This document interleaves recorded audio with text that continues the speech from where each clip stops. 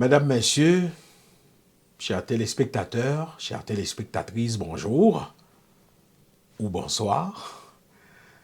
Je suis très content de vous présenter cet nouvel épisode de l'émission Rendez-vous après le désert.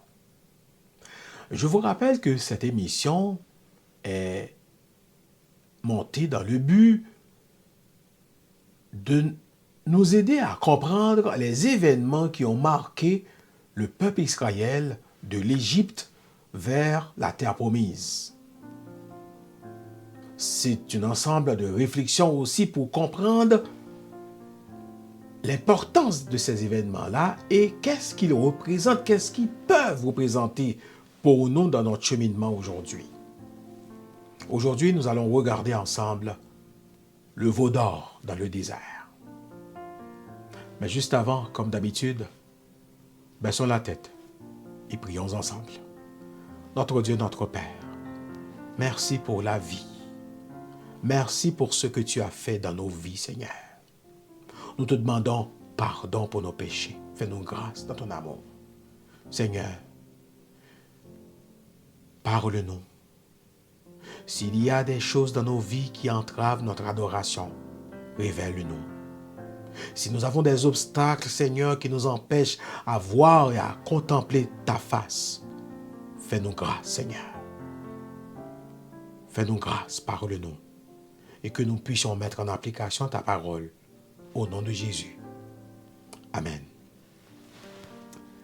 Le veau d'or dans le désert. La raison du veau d'or dans le désert fait référence à une histoire biblique qui se trouve dans le livre de l'Exode au chapitre 32. Je vais lire pour vous, justement pour nous mettre en contexte.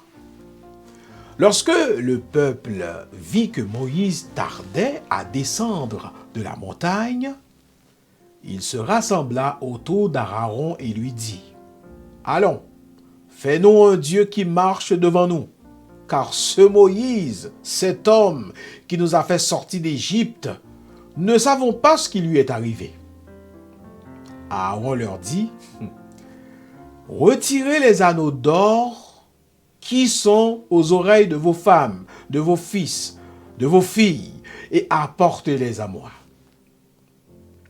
Tous retirèrent les anneaux d'or qu'ils avaient aux oreilles et les apportèrent à Aaron. Celui-ci les prit de leurs mains, il les façonna à l'aide d'un ciseau et en fit un veau en métal fondu. Alors ils dirent, « Voici Israël ton Dieu, celui qui t'a fait sortir d'Égypte. » Voyant cela, Aaron construisit un autel devant lui et s'écria, « Demain, il y aura une fête en l'honneur de Yahvé. » Le lendemain, ils se levèrent de bon matin et offrirent des holocaustes et des sacrifices de communion.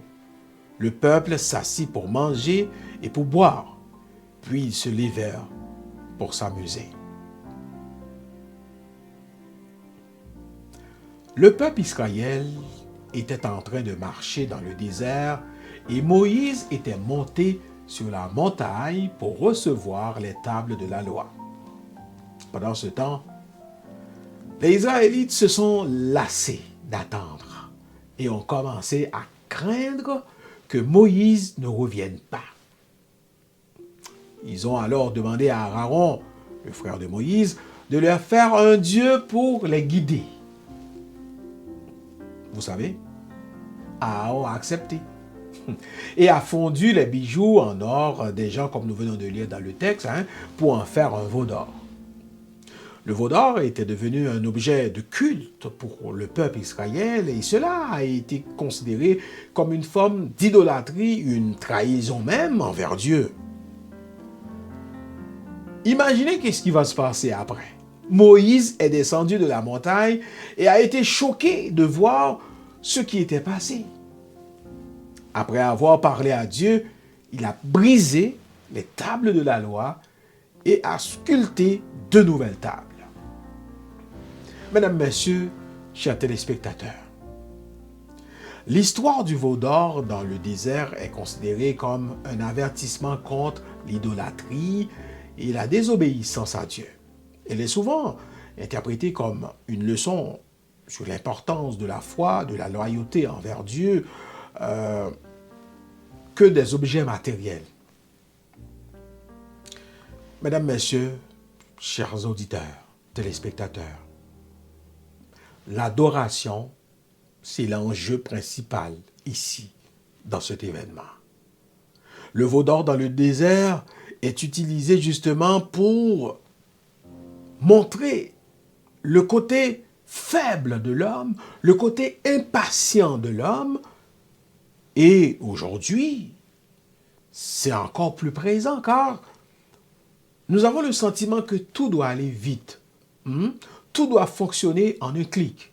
Et c'est la réalité. Nous voulons commander, mettons, un plat. Nous appelons au téléphone ou nous envoyons un message à travers les plateformes. Le plat est arrivé, est livré. Nous voulons regarder un cinéma ou c'est fait en un clic. Tout est disponible aujourd'hui avec la révolution de la télécommunication, avec le règne de l'Internet puis des médias sociaux. Tout devient rapide et même trop rapide. Mais l'impatience, en fin de compte, était déjà là depuis les temps anciens. Car les Israélites pensaient que Moïse était peut-être retenu ou décédé à la hauteur de cette montagne. Donc, d'où la tentation vraiment de l'idolâtrie.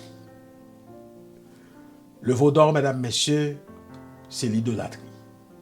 C'est la façon dont les gens peuvent facilement se tourner vers des objets matériels ou des idoles pour trouver des réponses à leurs problèmes plutôt que de se tourner vers Dieu.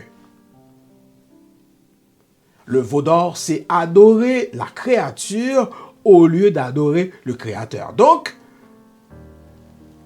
le veau d'or rentre en compétition avec le Créateur. Je dis compétition, pas parce que c'est faisable en tant que tel, car Dieu est au-dessus de toute chose, mais dans la vie d'un être vivant, il a besoin de s'appuyer sur, voyez-vous, comme une sorte de béquille pour avancer. Le veau d'or était l'élément déclencheur dans cet épisode. Le veau d'or, mesdames, messieurs, c'est un problème de fidélité envers Dieu. La désobéissance du peuple Israël en créant le veau d'or montre combien il est facile de perdre notre fidélité à Dieu. Lorsque nous sommes confrontés à des défis ou à des pressions, la nécessité, mettons, de donner une réponse peut nous faire précipiter et ne pas attendre le secours de l'Éternel. Vous vous rappelez que Moïse a brisé les tables de la loi. Cela montre aussi que nous pouvons toujours être pardonnés par Dieu lorsque nous reconnaissons nos erreurs et nous prenons le chemin de la repentance. Je voudrais mettre l'accent sur la façon dont le veau d'or est devenu un objet de culte pour le peuple israélien. Un objet de culte. L'humain cherche le visible, le palpable, le touchable. Or, la foi n'a pas de chair, n'a pas de corps. Sinon, elle est intégrée dans la personne de Jésus de Nazareth qui se faisait chair. Mais le culte du peuple montre l'importance de comprendre que l'adoration est au cœur du grand conflit qu'on appelle le grand conflit cosmique. C'est l'importance de comprendre vraiment adorer Dieu est indispensable pour un croyant et le fait de ne pas adorer Dieu pose le risque à ces derniers ou à ces personnes de recourir à une autre type d'adoration. Le veau d'or dans le désert, mesdames, messieurs, met le doigt sur le danger de l'idolâtrie et de la nécessité de maintenir une relation forte et fidèle avec Dieu. Nous devons mettre Dieu au premier plan, mesdames, messieurs, chers frères et sœurs, chers amis. Dieu au premier plan dans nos vies. Car s'il est au premier plan et si nous le plaçons à sa place, il va être la clé. Il va nous éviter justement de tomber dans la tentation de l'idolâtrie. Cela peut être fait en consacrant du temps chaque jour à la prière ou à la méditation sur la parole de Dieu, en fréquentant régulièrement une église ou une assemblée et en vivant de manière cohérente avec nos croyances spirituelles. C'est possible. Mais ce qu'il faut retenir, c'est que nous devons éviter les objets matériels excessifs, éviter les objets matériels excessifs qui peuvent aider à nous, qui peuvent justement nous traîner vers l'adoration. Sommes-nous obligés d'acheter des objets somptueux, coûteux, sans nécessité? Il est important justement d'éviter les comportements compulsifs de l'achat en se concentrant sur des activités de relation ou en regardant ce que les gens font ou ce que les gens possèdent. Puis nous aussi, nous hériterons leur même attitude. Nous devons cultiver une relation positive. Cultiver une relation positive signifie, même si nous ne voyons pas Dieu, Dieu est là. Nous devons faire attention justement de ne pas donner plus d'appréciation ou d'aimer beaucoup plus les gens qui nous entourent. Oh, si avec fierté, certaines personnes disent « Oh, Madame X, Monsieur Z, c'est mon idole. » Si ça reste dans les limites d'une simple observation ou d'appréciation, c'est peut-être correct. Mais si ça va au-delà, à un point tel où vous consacrez du temps et à déifier cette personne, trop c'est trop. Aujourd'hui, je vous demande à méditer et à prendre un recul dans ma vie personnellement, dans votre vie pour savoir, y a-t-il un veau d'or qui est dressé? Mon adoration va-t-elle à Dieu ou à un objet? C'est important de poser cette question. Mon adoration va-t-elle, mes louanges vont-elles au Créateur ou aux créatures ou les objets qui nous entourent? C'est important de savoir votre adoration est adressée à qui. Car c'est réel, c'est concret. L'humain a besoin d'un être sur qui il peut compter pour avancer.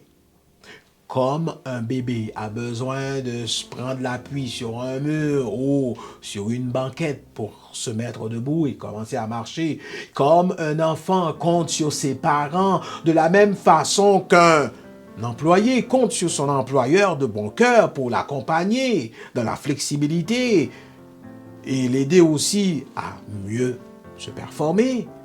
De la même manière, nous avons besoin de Dieu dans nos vies, nous avons besoin de Christ dans nos vies.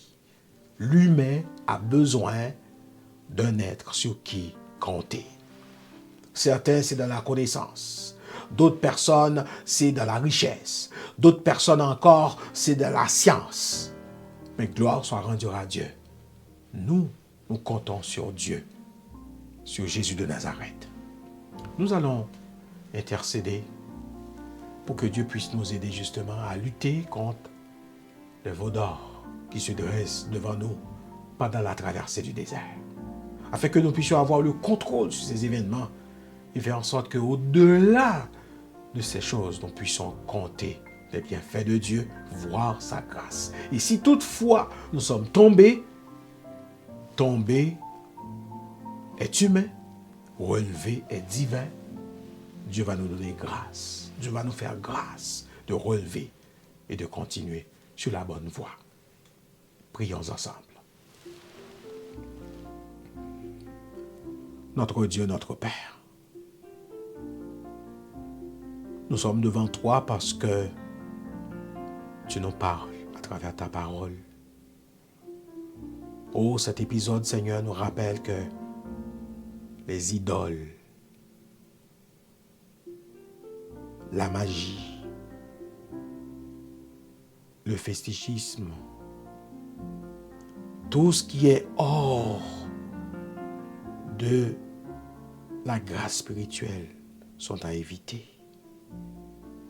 Seigneur, si dans ma vie il y a des choses qui peuvent servir comme des idoles, je te demande, Seigneur, de me faire grâce et par ton Saint-Esprit de les éliminer.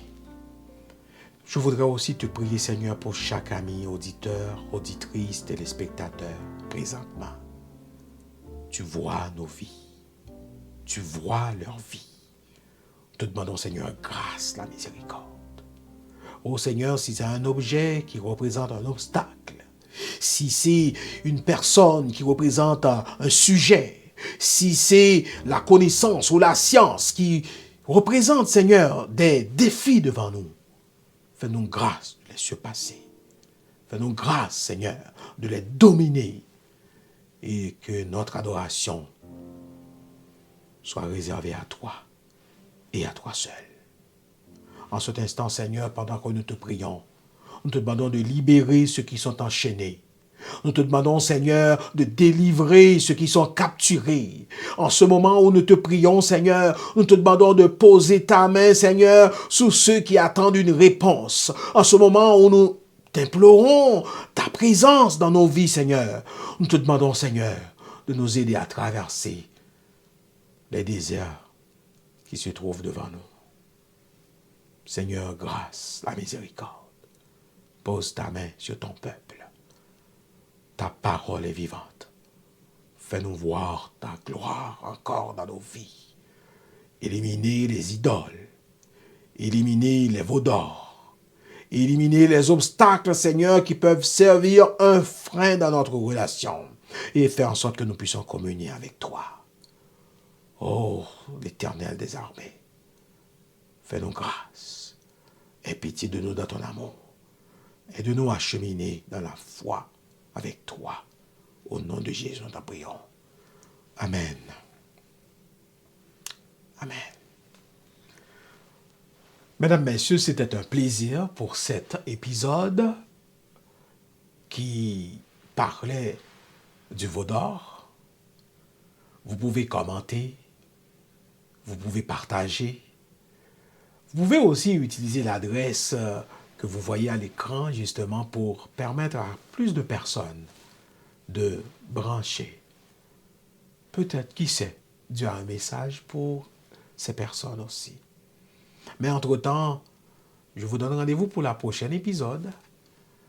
Je vous demande de laisser vos regards sur Dieu. Dieu fera tomber nos idoles et nous donnera la victoire. Bonne continuité dans le Seigneur. Merci. Bye bye.